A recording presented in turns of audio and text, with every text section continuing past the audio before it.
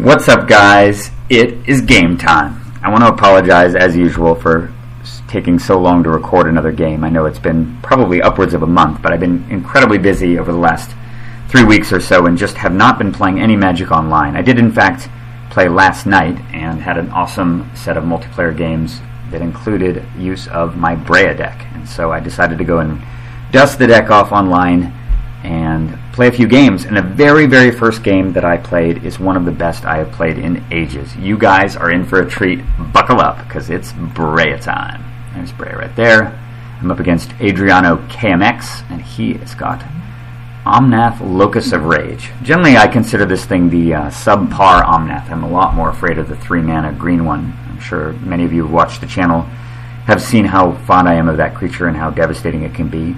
Generally, the red-green Omnath deck is too slow to deal with all of the fast mana options and search and counter spells that are in the Breya deck. But occasionally, things happen and the game gets complicated and difficult, and you can wind up having a hell of a contest. And that is exactly what this is. So without further ado, I'm going to kick it off. Adriano is going first. He does not mulligan. And I have a very, very strong, keepable hand. It's probably 75th percentile in terms of it's got all 3 colors of mana, copy artifact to piggyback off of the Soul Ring. I've got an Expedition Map to go fetch the 4th color if I need it, or a Strip Mine, Whir to go get a Crypt or a Soul Ring, and Snapcaster Mage possibly to double up on the Whir. So this is pretty stacked, and generally, given how slow red-green Omnath Locus of Rage tends to be, I feel this is a really strong hand. And generally when I play against this deck, it tends to be played pretty casually, and I don't expect it to be much of a contest. This game is an exception to that rule, as you will soon see. So, here we go. It leads with Mountain Valley, old original fetch land from Mirage. Another sign of fairly casual, because normally you'd be seeing at least probably 6 red-green fetch lands in a 2-color red-green deck. Alright. Mox Opal. Not bad at all. Gives me something to do once I get Breya online. You can see a quick gander at this is the 1v1 deck list. Not too different, I think. Nate Prozik and I have been iterating on this deck a little bit. Haven't changed it too much. Disenchant has been coming in and out. New additions. Throne of the High City has been in for a while, and this guy, Dovin Grand Arbiter, has found his way into the deck. I'm a huge fan of 3-mana Planeswalkers in general, particularly the best 2 in the format, Dak Faden and Duretti. But Dovin Grand Arbiter is an excellent addition to the deck. Perfectly in colors. The Thopters have great synergy with the Commander, and my god, that ultimate ability is so accessible with Breya. You'll play Dovin on turn 3, and immediately either plus him or just make a Thopter. Next turn, cast Breya, and one attack with Breya will bring Dovin all the way up into ultimate range, and you can, I mean, it's 1.5 dig through time. Pretty gross for just 3 mana. This guy's been incredibly strong. He's also really good with Skull Clamp, and good with Duretti as well. He's just an all-around amazing Planeswalker, so a great addition to the deck. I'm going to go get an Underground Sea, and just cast the Expedition Map, and think about what to get with it in a couple turns based on what he does. Alright, does nothing dramatic there. There's just a Sheltered Thicket and a Forest.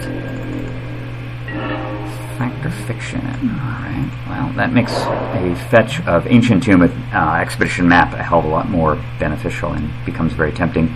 I was giving some thought, honestly, to just going to get Strip Mine with this, given how strong my hand is, just to delay him and then cast a Whir for a Mana Crypt, although I can actually play the Opal and use the Whir to get Soul Ring for free, which is pretty stellar. Could even get a 2-mana artifact if I wanted to by playing the Opal.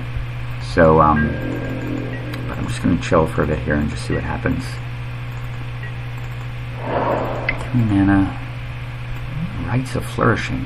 It's an interesting card to see in his deck. I can understand why it's in there, because he's probably playing big mana, and the ability to play 2 lands in a turn means the commander's not only more likely to come out quickly, but also capable of making 2 5/5s for free.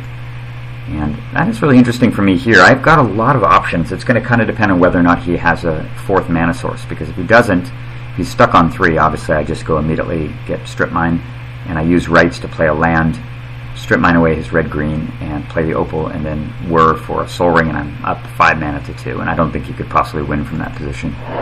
He's got another land, and that really changes the equation a lot. So I decided I'm going to go the Fact or Fiction route instead, and that means fetching Ancient Tomb. Let's get that there. Draw Deluge and Will off that. Both of them actually quite handy. Will, obviously not too good right now.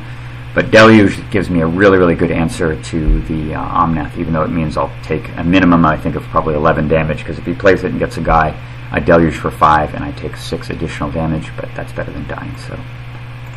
Alright, I'm going to play my Opal. I've got the ability to actually go Whir for 3 now, and get potentially Crucible of Worlds, which would be pretty damn good. But it's going to depend a lot on what he does here. Alright, land, 2 land, it's up to 6. It's starting to get kind of scary. And he casts an Entwined Reapinso, targeting the volcanic island. So a lot of options here. I think in retrospect it probably would have been correct to cast the Whir right now, to go get the Crucible of Worlds to basically undo that completely. And I could just play the Volcanic Island or one of my fetch lands from the graveyard. I've still got Will and Deluge to cover his creatures. I'd be drawing 2 cards a turn, and I've still got the Factor Fiction as a backup. Plus I can just get Breya online. But I'll be honest, I kind of panicked here a little bit and just impulsively cast Factor Fiction in response. Just thinking, well, I need to get some options. Maybe I'll get Force of Will to prevent that from happening. Maybe I'll get a tutor to go get Winnow Orb, and I can just ignore the fact that he's killed my land because he's got 6 tap lands. And this reveals a pretty strong set of 5. Spellseeker, Cryptic, Jace is really good if he doesn't have a second land to go with this guy, because I can just bounce a 7-drop and then Deluge on the next turn when he replays it and have an active Jace. So he splits for a little while and he eventually goes with this. And because I'm going with the Jace plan here, naturally I take those 3.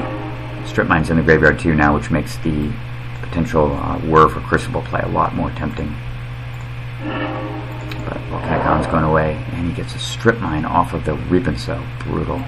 That is freaking nasty. Alright, so I just lost 2 land in 1 turn. And all of my well-laid plans undone. Now I'm in a really bad position. I need to draw land right now, or he's just going to play his commander and I can't even kill it. Alright, at least I draw Tundra. But depending on what he draws here, if he's got more land in hand, he can just play Omnath, and I'm forced to kill it with Deluge, or it and its buddy, and then he just replays it again at 9 mana, and I've got no answer, which is really bad news. I guess I have the Jace, but it could still get really ugly. And I draw Disenchant, and after thinking for a little while, I'm very tempted to put Grim Monolith into play to set up the Deluge on the following, or the Will on the following turn. But given that I don't know what his range is right here, I decide that I really just got to constrain his hand, and that means disenchanting the Rites of Flourishing, so that's what I'm going to do. I apologize for the clicking here. It is incessant and loud, but I can't really do anything about it. Alright. I just need you to not have any more land, Adriano. Alright. 1 Vuli Acid Moss. Ugh. Nasty. Bad LD is still good LD when you're down to just 3 land. Now he's got 7. Now he's got 8. 3 visits. Holy moly. What just happened? 8 mana to 2. Wasn't I like all confident a few early turns ago? This has really gone from bad to worse. It's now just total crisis situation. And my deck delivers Karn, Sign of Urza.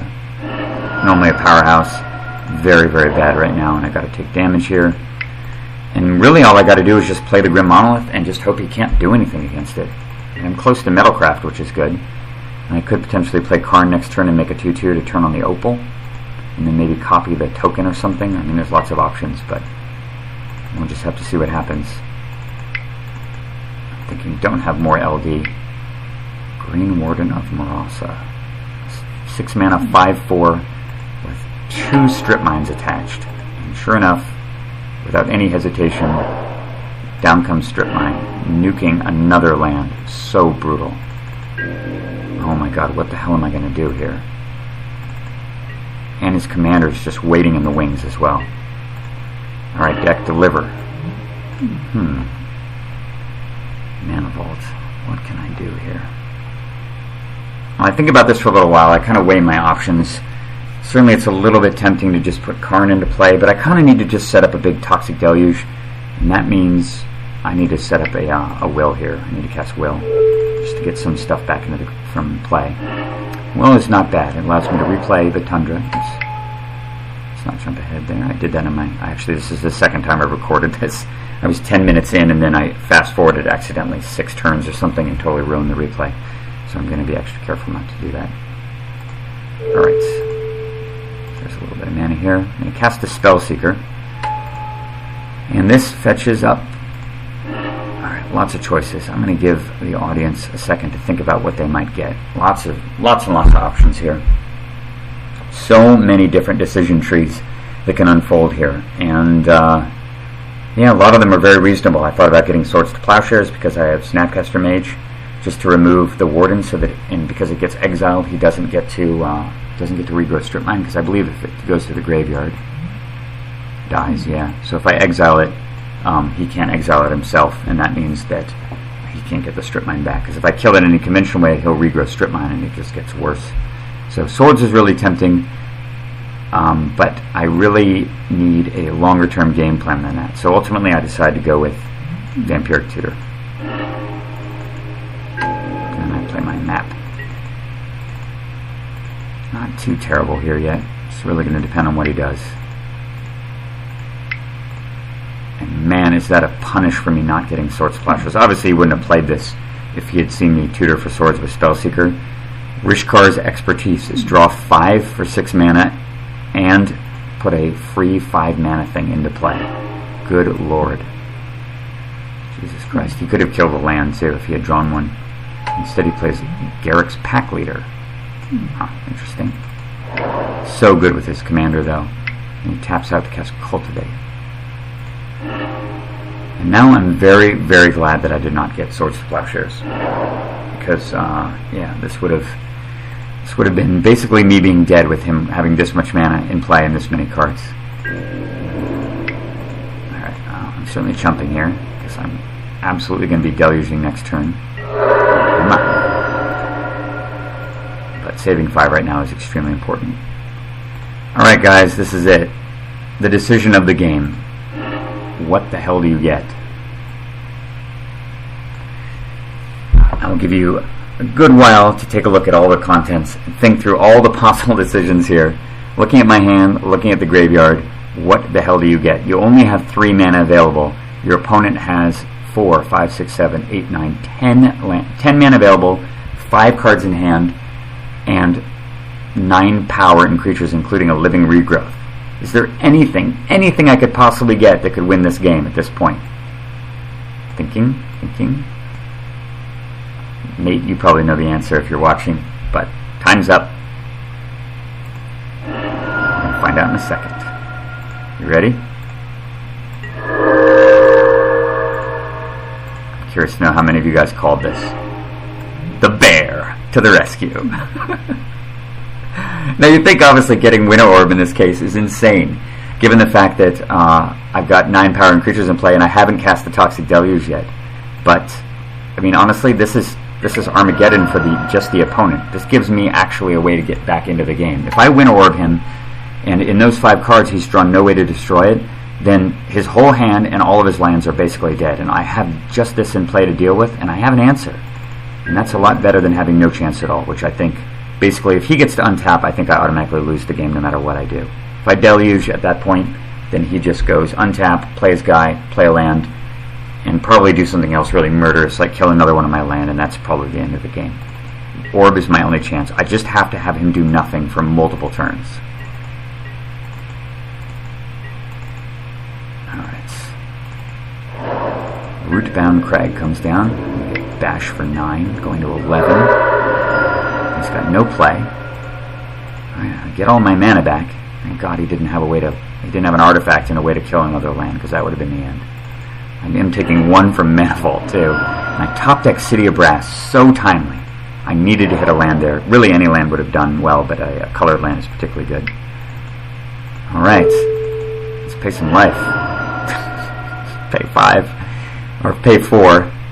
And yeah, Green Warden regrows. And then inexplicably, instead of him getting, I'm totally baffled by this play, instead of him getting the obvious Strip Mine, he regrows Reap and Sow.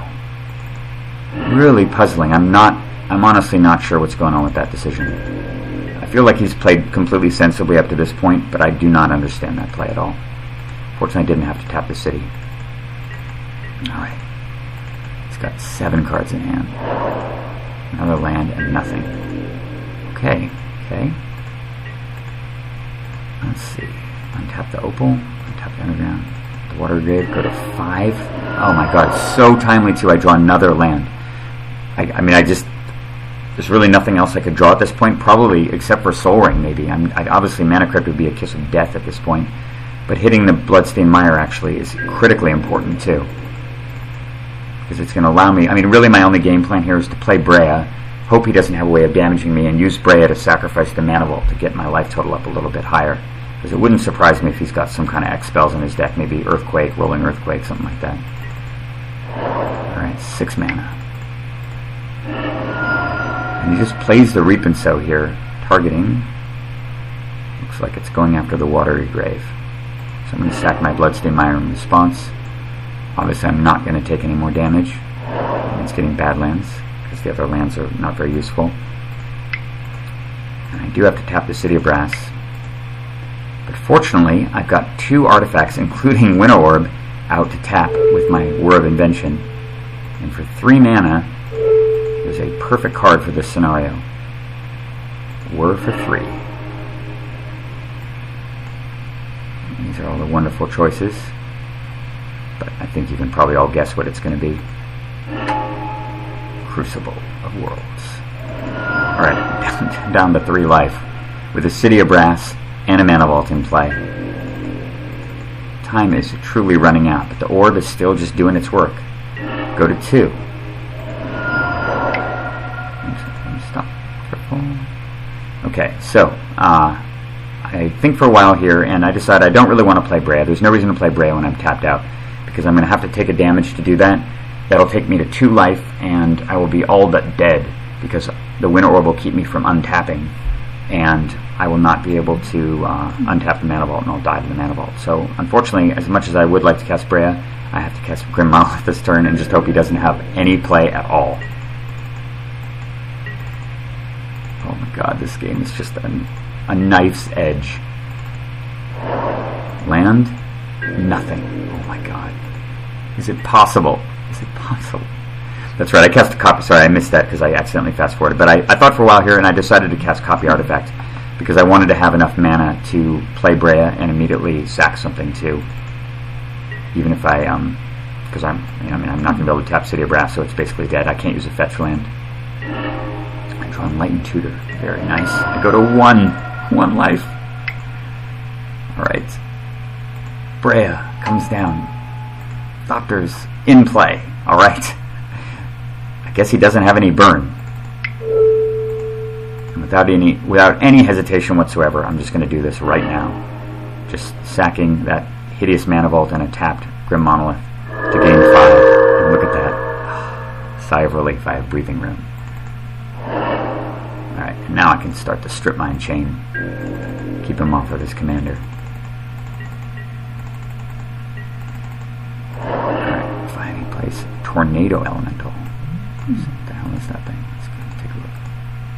Where is it? 7 mana. Yeah. Now, he's a long way off from 7. Okay, he has nothing. Even at 5 mana, he's got nothing. Alright, end of turn. And I feel safe that I can cast Enlightened Tutor. And this is just to get Soul Ring, so I've got some more mana under the Winnow Orb. Okay, Soul Ring, kill another mana. That's his haste land. Dash in for 5. For 6.